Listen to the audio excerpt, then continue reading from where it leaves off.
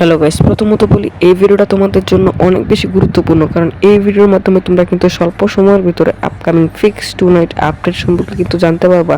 And তাছাড়া কিন্তু এই ভিডিওর মাধ্যমে তোমাদের জন্য একটি গিভওয়ের অ্যানাউন্সমেন্টও কিন্তু আমি করে রেখেছি। যেহেতু গাইস এটা আমার নিউজ চ্যানেল, সেক্ষেত্রে তোমরা যদি এইটার মধ্যে 10টা কমেন্ট করো, তার মধ্যে কিন্তু একজন কিন্তু একটা উইকলি লাইট কিন্তু গিভওয়ে পেয়ে যাবে। গিভওয়েতে পার্টিসিপেট করতে বেশি কিছু নয়, জাস্ট এই ভিডিওতে লাইক করে থাকতে হবে, চ্যানেলটিকে সাবস্ক্রাইব করে থাকতে হবে এবং তোমাদের এই ভিডিওটা কিন্তু অবশ্যই কমেন্ট সেকশনে দিতে হবে।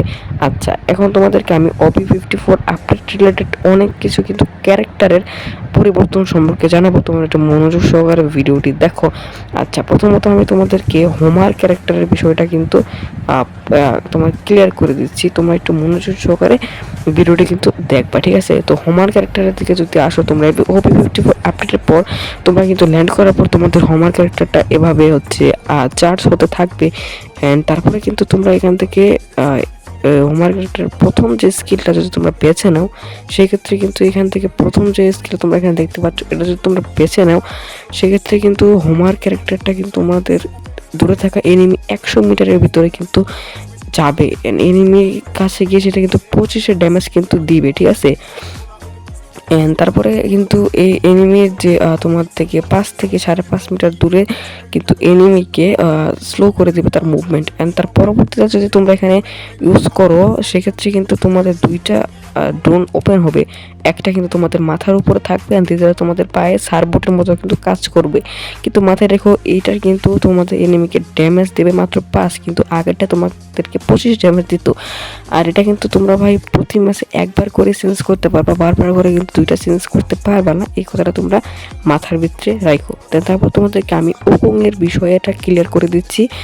অ্যান্ড ওকনেও কিন্তু সেমভাবে কিন্তু দুইটা অ্যাক্টিভেট নেওয়া যাবে। তার মধ্যে একটি কিন্তু হচ্ছে আমাদের এইটা, যেটা হচ্ছে ক্যামো ডে কই, ঠিক আছে? মানে ভাই নামগুলো কেমন যেন।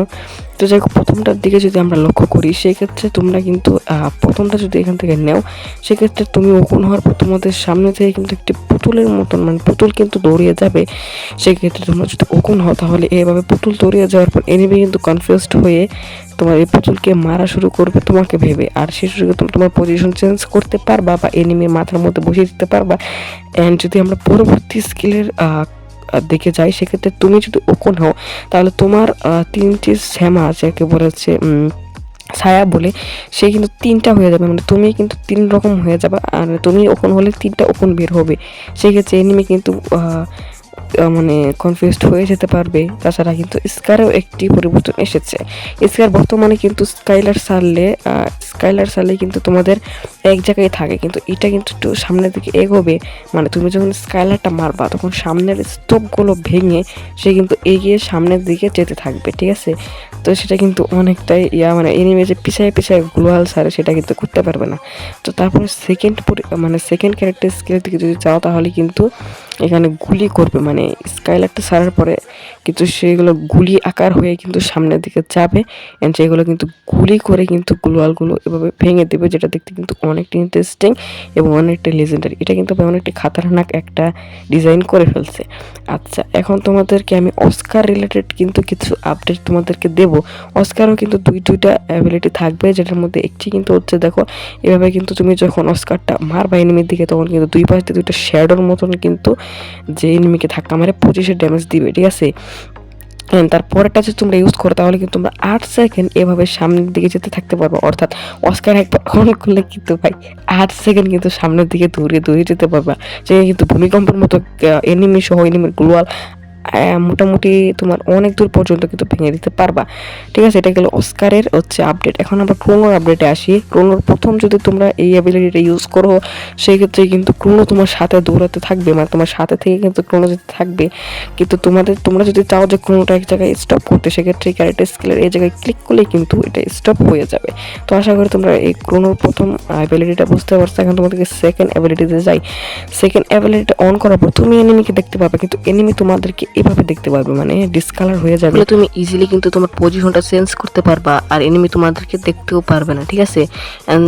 এটাই কিন্তু হচ্ছে ক্রোনোর আপডেটটি। তা বাদে কিন্তু অনেক ক্যারেক্টারের আরও আপডেট এসেছে, যেগুলো কিন্তু অ্যাডভান্স সার্ভারে দেওয়া হয় নাই, এজন্য কিন্তু তোমাদেরকে আমি দেখাতে পারলাম না। দিলে অবশ্যই পরবর্তী ভিডিওতে আমি তোমাদেরকে জানিয়ে দেবো। আচ্ছা, এবার চলে আসি আমাদের ক্রিমিনাল রিলেটেড আপডেটের দিকে। তোমাদের সব থেকে ডিমান্ডেবল টপ ক্রিমিনাল রিলেটেড আপডেটের ইন্টারেস্টিং হচ্ছে আপডেটটা তোমাদেরকে আজকের এই ভিডিওটা আমি তোমাদেরকে দিয়ে দেবো। তো দেখো গাইস, এখানে কিন্তু এই ব্যানারটা কিন্তু পাবলিক হয়েছে, মানে বের হয়ে এসেছে, যেখানে টপ ক্রিমিনাল ইজ ব্যাক, এই ব্যানারটা কিন্তু রয়েছে। তা বাদে কিন্তু ব্যানার নয়, আমার কাছে কিন্তু এটার রিনিউয়াল ইভেন্টের কিন্তু ভিডিওটাও আছে। তো এই রিনিউয়াল ইভেন্টের মেন ফোকাসে তোমাদের সব থেকে ডিমান্ডেবল যে নিয়ন ক্রিমিনালটা রয়েছে, সেটা কিন্তু তোমরা এখানে দেখতে পারবা। অ্যান্ড তার সেকেন্ডে যে তোমরা যে ক্রিমিনালটা দেখতে পারবা, সেটা হচ্ছে তোমাদের সবচেয়ে ডিমান্ডেবল রেড ক্রিমিনালটা, ঠিক আছে। এবং তার থার্ডে যে তোমরা হচ্ছে আমাদের ইয়েলো ক্রিমিনাল দেখতে পারবা, কিংবা গ্রিন ক্রিমিনালও দেখতে পারো। এই দুটো কিন্তু গ্যারান্টি নাই, থাকতে পারে নাও থাকতে পারে, কিংবা আগে ইয়েলো থাকতে পারে, ঠিক আছে। যতটুকু লিক্স পাওয়া যাচ্ছে যে এক্সচেঞ্জ স্টোরে আমাদের ব্লু যে ক্রিমিনালটা রয়েছে সেটা কিন্তু থাকবে, ঠিক আছে। তো এটা কিন্তু লিক্স পাওয়া যাচ্ছে, ঠিক আছে। তো অবশ্যই কিন্তু তোমরা এগুলো বের করে নিও, অনেকদিন পরে কিন্তু এগুলো ব্যাক দিচ্ছে। আর হ্যাঁ, লিক্স অনুযায়ী এটা কিন্তু আমাদের 9 তারিখ, অর্থাৎ 9 তারিখ ঠিক ভোর 4:01 কিন্তু আমাদের গেমের মধ্যে এই ক্রিমিনাল টপ ক্রিমিনাল অথবা ক্রিমিনাল রিং ইভেন্টটা গেমের মধ্যে অ্যাভেলেবেল দেখতে পারবা, ঠিক আছে।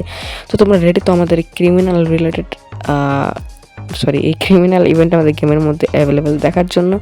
তারপরে কিন্তু আমাদের এই সামুরাই ইভেন্টের এই ডেটটা মানে কনফার্ম হয়ে গেছে। মানে ডেট বলতে হচ্ছে আমাদের এই সামুরাই ইভেন্টটা কিন্তু গেমের মধ্যে আসতে চলেছে, এমন একটা ব্যানার কিন্তু পাবলিক হয়েছে। সেক্ষেত্রে তোমরা কিন্তু আমাদের এই মুন বান্ডেলগুলো, সামুরাই বান্ডেল অথবা আমাদের ব্ল্যাক মুন স্পেশাল যে বান্ডেলগুলো রয়েছে, সেগুলো তোমরা গেমের মধ্যে খুব শীঘ্রই অ্যাভেলেবেল দেখতে পারবা। এইবার নয়, আমাদের OB54 আপডেটের পর, অর্থাৎ আমাদের পরবর্তী মাসের 10 থেকে 12 তারিখের মধ্যে কিন্তু ইভেন্টটা গেমের মধ্যে অ্যাভেলেবেল দেখতে পারবা। তো তোমরা রেডি তো আমাদের এই ব্ল্যাক মুন বান্ডেলগুলো গেমের মধ্যে অ্যাভেলেবেল দেখার জন্য? তো আজকের ভিডিওটা এই পর্যন্তই, দেখা হবে নেক্সট কোনো টু নাইট আপডেটের ভিডিওতে। ততক্ষণ পর্যন্ত ভালো থেকো, সুস্থ থেকো, আল্লাহ হাফেজ।